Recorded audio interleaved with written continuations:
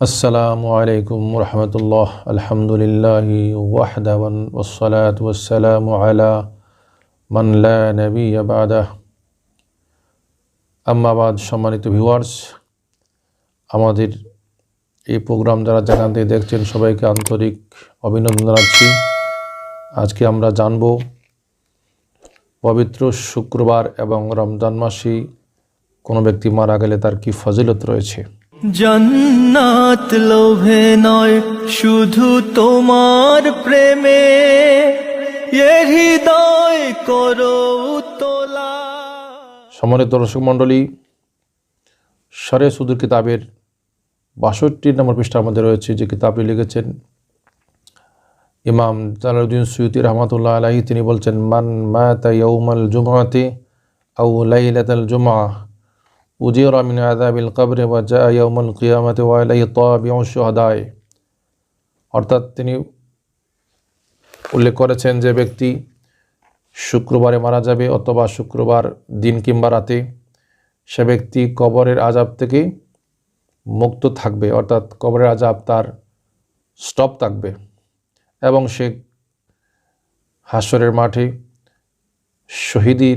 শহীদের মর্যাদা নিয়ে উঠবে।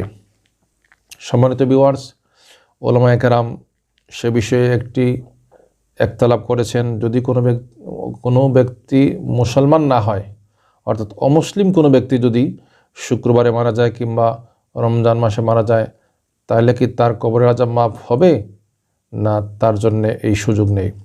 এ বিষয়ে দুইটি মত রয়েছে। একটি হচ্ছে এই অফারটা শুধুমাত্র মুসলমানদের জন্য, যারা আল্লাহকে বিশ্বাস করেছি, আল্লাহর নবীকে বিশ্বাস করেছি, যারা আখিরাতকে বিশ্বাস করেছি, কোরআন এবং হাদিস যারা বিশ্বাস করে, ওই সমস্ত ব্যক্তিদের জন্য এই অফারটি। অর্থাৎ যারা মুসলিম, যদি এমন ব্যক্তি শুক্রবারে মারা যান কিংবা রমজান মাসে মারা যান, তাহলে তার জন্যে কবরের আযাব মাফ। অর্থাৎ যতদিন তিনি কবরে থাকবেন, কিয়ামতের পূর্ব পর্যন্ত তার কবরে কোনো আযাব থাকবে না, যদিও বা তিনি অন্য কোনো কারণে কবরের আযাব পাওয়ার যোগ্য উপযুক্ত হয়ে থাকেন।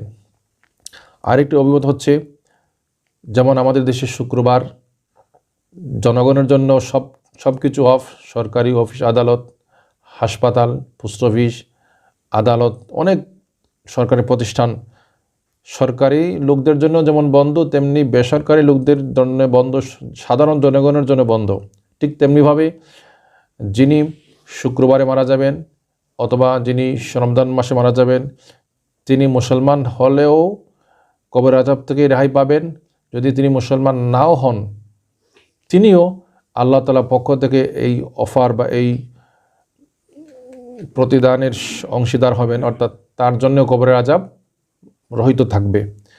সে তো আল্লাহর সৃষ্টি, তাকে আল্লাহ সৃষ্টি করেছেন, তার কোন আমলের কারণে হয়তো আল্লাহ তাকে একটা পুরস্কার দিয়েছেন যে তার মৃত্যু রমজান শরীফে হয়েছে অথবা শুক্রবারের দিন অথবা রাত হয়েছে। তো শুক্রবারে মারা যাওয়ার কারণে যদি অমুসলিম হয়, তাহলে তার জন্য কবরের আযাব রহিত থাকবে। আর যখন হাশরের মাঠে তার বিচার হবে, বিচারের শেষে তাকে জাহান্নামে যেতে হবে।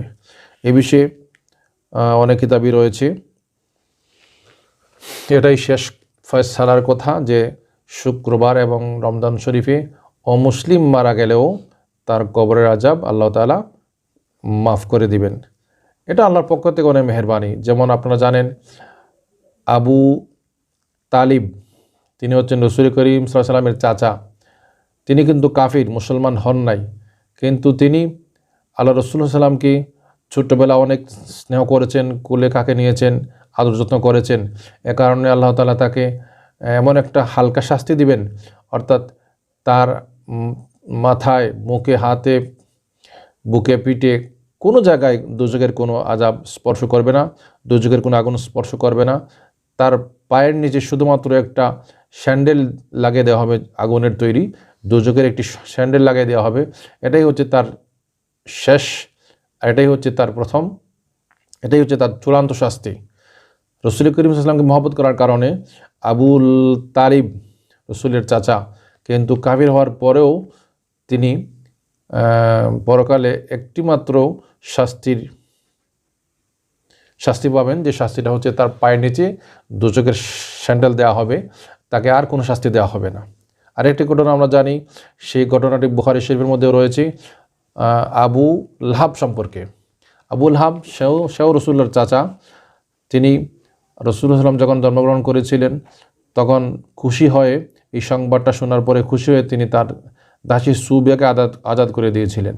তো তিনি কাফির অবস্থা মারা যাওয়ার পরেও প্রতি সোমবারে তার হাতের আঙ্গুলের ফাঁক দিয়ে বেহেশতি পানি বের হয়, তিনিও পানি পান করে সারা সপ্তাহ, সম্পূর্ণ সপ্তাহ শান্তিতে এবং আরামে অতিবাহিত করেন।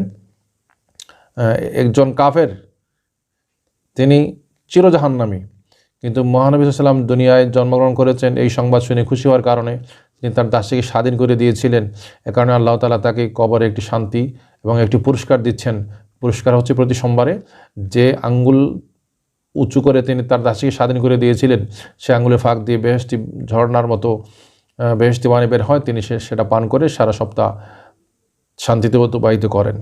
এটা আল্লাহর পক্ষ থেকে একটি বিশেষ মেহেরবানি এবং বিশেষ দয়া। আল্লাহ কাকে কোন কাজে কোন কারণে তাকে খুশি হয়ে তাকে কি পুরস্কার দিবেন। আবু তালেব, আবুল হাবরা কাফির, চিরজাহান্নামী, কিন্তু ওরা আল্লাহর পক্ষ থেকে একটা বিশেষ রহমত এবং নিয়ামতের অংশীদার হয়েছে। ঠিক তেমনিভাবে শুক্রবার এবং রমজান মাস আল্লাহর কাছে অত্যন্ত মূল্যবান একটি সময় এবং মূল্যবান একটি দিবস বা মাস।